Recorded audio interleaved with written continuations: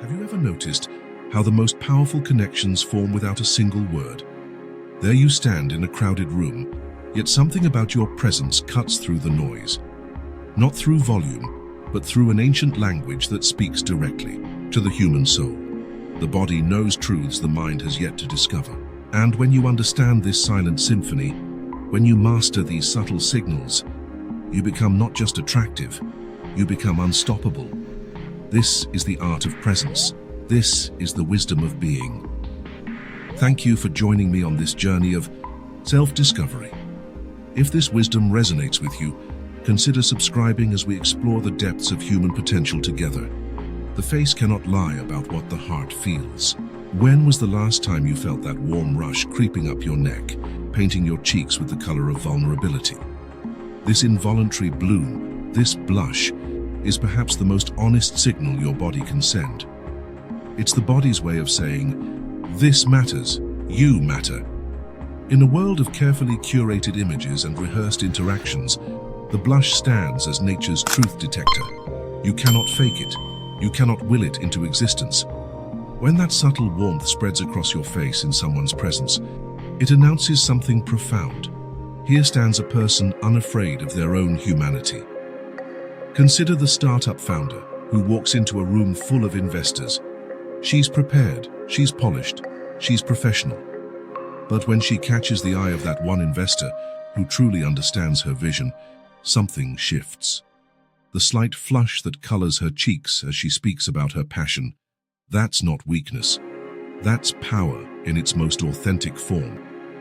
The ET, unstoppable among us, don't hide their blush. They wear it like a badge of honor. Because to blush is to be alive, to be affected, to be human. And in that humanity lies a magnetism that no amount of rehearsed confidence can match. Think about this. When was the last time you allowed yourself to be visibly moved? When did you last let someone see that they had an effect on you? The cultivation of authentic presence begins with accepting these involuntary revelations. Your body speaks truths your mind might resist. Listen to it, honor it. Let it guide you toward connections that matter. Where the eyes go, the soul follows. There exists a pattern of looking that transcends mere observation. It's a dance, subtle, intentional, profound. The triangle gaze moves from eye to eye, then gently down to the lips, creating a geometric poetry of connection. This isn't about staring. This is about seeing, really seeing. Picture this moment. You're engaged in conversation with someone who sparks something within you. Instead of maintaining that safe, professional eye contact, you allow your gaze to wander, deliberately, slowly. Left eye, right eye, a brief descent to the lips, back to the eyes. In this simple pattern lies an entire universe of unspoken communication. This triangular journey creates what researchers call micro-intimacy. But let's speak beyond the clinical. What really happens in that moment? You're not just looking at features. You're mapping the geography of possibility. You're saying, without words, I see all of you, and I'm interested in all of you. The unstoppable understand that true connection requires risk. The triangle gaze is that risk made visible. It's the difference between polite acknowledgement and genuine engagement. It transforms a simple conversation into an exploration of potential. But here's the deeper truth. This gaze pattern only works when it comes from a place of authentic interest. Try to fake it, and you become merely creepy. Embody it from a place of genuine curiosity and appreciation, and you become magnetic. Ask yourself, how often do you really look at someone? Not just glance, not just make eye contact, but truly observe. The practice of conscious gazing is a meditation in itself. It requires presence. It demands that you slow down. It insists that you be here now with this person, in this moment. In our digital age, where most interactions happen through screens, the power of intentional eye contact has only grown stronger. When you master the triangle gaze, you offer something rare, undivided attention made visible. You become the person who sees, who notices, who appreciates, and in being that person, you become unforgettable. The mouth speaks even in silence. Our lips carry stories we've never told, They telegraph desires we haven't voiced. When you understand their language, you unlock a channel of communication that bypasses the rational mind entirely. The gentle bite of the lower lip, the subtle moistening with the tip of the tongue.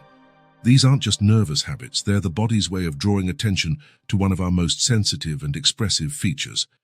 But more than that, they're signals of inner state, broadcasts of interest that speak louder than words ever could. Consider the entrepreneur at that demo day. As she listens to the investor's questions, she unconsciously bites her lower lip. Not from anxiety, but from the intensity of her focus, the depth of her engagement. This simple gesture communicates what a dozen PowerPoint slides cannot. She cares deeply. She's fully present. She's invested in this moment. The unstoppable understand that attraction isn't about perfection, it's about presence. When you bite or lick your lips in someone's company, you're not just moistening dry skin. You're creating a moment of vulnerability, of humanity. You're saying, this interaction affects me, you affect me. But here's the crucial distinction. These gestures only carry power when they emerge naturally from your emotional state. The moment you consciously deploy them as tactics, they lose their magic. The body knows the difference between authentic expression and calculated performance. So does the person watching you. Think about your own responses to intensity. When you're deeply engaged in something, a heated debate, a passionate discussion, a moment of creative breakthrough, what does your body do? Do you allow these natural responses to flow, or do you suppress them in the name of maintaining composure? The practice here isn't about learning to bite your lip seductively. It's about becoming aware of your body's natural responses to attraction and engagement, and allowing them to exist without judgment or suppression. It's about being present enough in your body to notice these micro-movements and brave enough to let them be seen. In a world that often demands we wear masks, the subtle language of lips offers a glimpse beneath the surface. It's an invitation to authentic connection, a signal that says, I'm here, I'm real, I'm affected by this moment. And in that admission of affect lies a power that no amount of practiced smoothness can replicate. Where your feet point, your future follows. Most people think attraction lives in the eyes, the smile, the words we choose. But the masters of presence know a secret. The feet never lie. They're the compass of our unconscious desires, pointing always toward what truly calls to us. Watch any crowded room, any gathering, any meeting. Bodies may face obligations, but feet point toward fascination. This isn't about conscious choice. It's about the body's wisdom expressing itself through our foundation, through the very things that connect us to the earth. That investor at the demo day, as he stands in a circle of founders, his torso politely faces each speaker in turn. Professional courtesy. But his feet, both firmly planted, pointing directly at our entrepreneur across the room. His body has already made its choice, long before his mind catches up. The unstoppable don't just understand this principle, they embody it. When they're interested, their whole being aligns. Feet, hips, shoulders, eyes, everything points toward the object of their attention. This isn't about technique. This is about allowing your body to express what your soul already knows. But here's what makes this powerful. You can't fake foot orientation for long. Try to point your feet toward someone you're not genuinely interested in, and within minutes, they'll drift away. The body refuses to maintain false positions. It always returns to truth. Consider your own patterns. In conversations that don't engage you, where do your feet point? Toward the door, toward someone else. And when you're truly captivated, notice how your entire foundation shifts, how your feet plant themselves as if to say, I'm not going anywhere, this is where I want to be. The practice isn't about consciously directing your feet. It's about noticing where they naturally point and having the courage to follow that direction. It's about aligning your conscious choices with your body's unconscious wisdom. In our age of distraction, where attention splits between screens and reality, the simple act of pointing both feet toward someone becomes a profound gift. It says, you have all of me, not just my polite attention, but my full presence. And in that complete orientation lies a magnetism that draws others like gravity itself. True elegance is preparation made invisible. Watch closely the next time you're in a space where attraction dances in the air. You'll notice something fascinating. The unstoppable are always subtly perfecting themselves, but only when they think no one is looking. This isn't vanity, it's reverence. Reverence for the moment, for the connection, for the possibility. She adjusts her hair just as he glances away. He straightens his collar in the reflection of his phone screen. These micro movements of preparation aren't about deception. They're about presentation. They say, you matter enough for me to want to be my best self. Our entrepreneur, moments before approaching that investor, catches her reflection in a window. A quick smooth of her jacket, a subtle adjustment of her posture. Not because she's insecure, but because she understands. First impressions are gifts we give to others, and she intends to give her finest. The unstoppable know that these preening gestures serve a dual purpose. Yes, they ensure we look our best, but more importantly, they're rituals of transformation. Each small adjustment is a prayer to our highest self, a summoning of our most magnetic presence. But here's the key. These gestures must happen in the spaces between attention. The moment they become performance, the moment someone smooths their hair while maintaining eye contact, they shift from endearing to calculated. The magic lives in the subtlety, in the unconscious desire to be worthy of the moment. Think about your own rituals of preparation. When someone special enters your space, what does your body do? Do you unconsciously straighten your spine, touch your face, adjust your clothing? These aren't signs of insecurity, they're signs of investment. They show you care about the quality of energy you bring to the encounter. The practice here is one of conscious unconsciousness. Notice your preening patterns without judgment. Allow them to exist as natural expressions of interest, but also ask yourself, am I preparing myself for others? Or am I preparing myself for my own highest expression?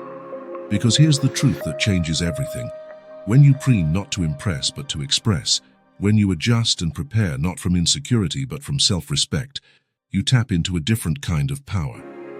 You become someone who honors themselves enough to show up fully. And that self-honor? That's the most attractive quality of all. Now, let's turn the lens inward. Because here's what the masters know. All these signals, all these subtle languages of the body, they're not techniques to be deployed. They're expressions to be allowed.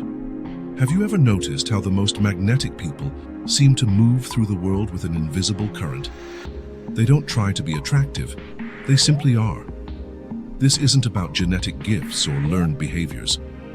This is about alignment. When your inner state matches your outer expression, when you stop performing and start being, something shifts. Ask yourself, when did you last blush without shame? How often do you allow your gaze to truly land on someone? Do you suppress your body's natural responses to attraction? Where are your feet pointing right now? What does that tell you? What small preparations do you make when someone important is near? The unstoppable don't ask these questions to learn tricks, they ask them to know themselves. Because self-knowledge is the foundation of authentic magnetism. When you know your own patterns, your own responses, your own truths, you stop trying to be someone else's idea of attractive. You start being your own definition of alive. The signals we've explored today aren't a formula for seduction. They're a map to authenticity. They're invitations to pay attention to your body, to your responses, to the subtle dances happening in every interaction. In our entrepreneur's story, she didn't secure that investment because she deployed the perfect combination of non-verbal cues. She succeeded because she allowed her genuine interest, her authentic passion, her real responses to show through her body's natural language. The signals followed the feeling, not the other way around. And this is the secret of the truly unstoppable. They don't manipulate these signals, they embody them. They don't perform attraction, they experience it. They don't try to be magnetic, they allow their natural magnetism to flow unimpeded. Your journey with this wisdom begins not with practice, but with permission. Permission to blush, permission to gaze, permission to let your body speak its truths, permission to prepare yourself with reverence, permission to point your whole being toward what truly calls to you. Remember, the body never lies. It only waits for us to stop lying to ourselves.